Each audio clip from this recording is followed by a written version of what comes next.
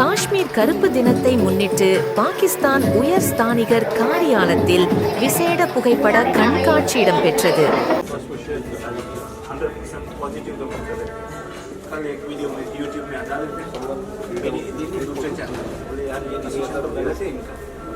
हमारे लिए वो से लोग कैसे कर सकते हैं, गेम खेला है तो निकल के वो तो में आ गई. मैंने स्क्रीन में डाल मतलब ये नहीं पुराने शोरों को लाए नाम के चढ़ जाता है आपको. मैंने कहा कि गवर्नमेंट हामी Akbar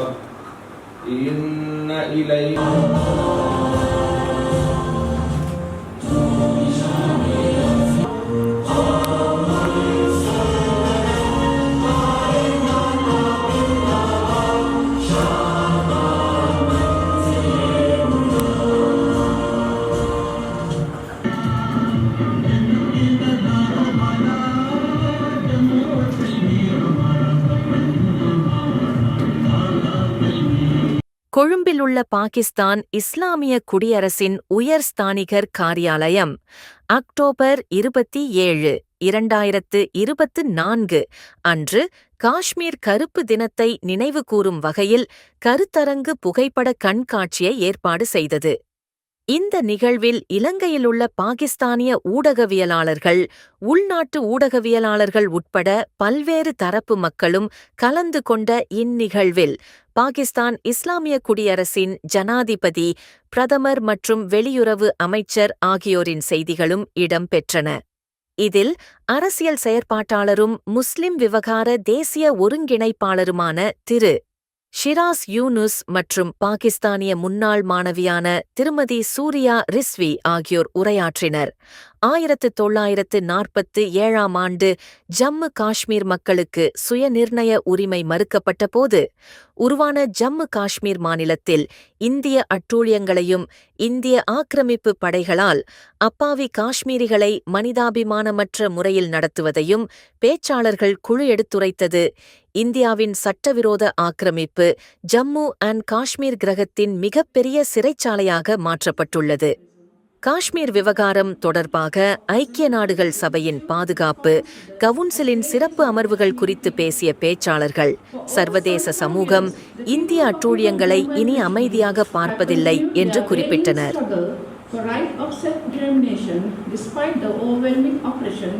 and gross violations of their fundamental human rights by Indian occupation forces. On this day, the people of Pakistan renewed their resolve to continue their support for their brave and valiant Kashmiri brothers and sisters till they achieve their cherished objective and to pay homage to the Kashmiris who have died in the conflict. Indian occupation of Kashmir is illegal and in violation of the United Nations Security Council resolutions and 4th Geneva Convention. Prior to 1947, when India and Pakistan came into being as two sovereign dominions, the state of Jammu and Kashmir existed as one of the 565 princely states that were not under the direct control of the British colonial administration. Keeping in view their geographical congruity and faith of the populations, they given the choice to join either Pakistan or India. Being a Muslim majority state with 87% Muslim population, Jammu and Kashmir had a natural tendency to accede to Pakistan. However, the evil designs of the Hindu ruler of Kashmir, Maharaja Hari Singh, and the leaders of Indian National Congress and Britain led to the creation of the Kashmir dispute, which continues to haunt the peace and stability of the entire South Asia, even after the passage of more than 7 decades. Soon after the independence in October 19... which have been not implemented. One is either they join India, one is either they join Pakistan, or either they have self-rule. For that, they have to keep a referendum.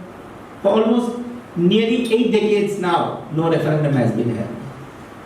When you preach others about giving equal rights of citizens to other countries, you should practice it. We have had a 3-decade civil disturbance. People call it civil war, but it was not an ethnic war against any ethnicity. It was against terrorism. Today, unfortunately, we are being labeled as terrorists. We have been labeled as terrorists, subversives, extremists, fanatics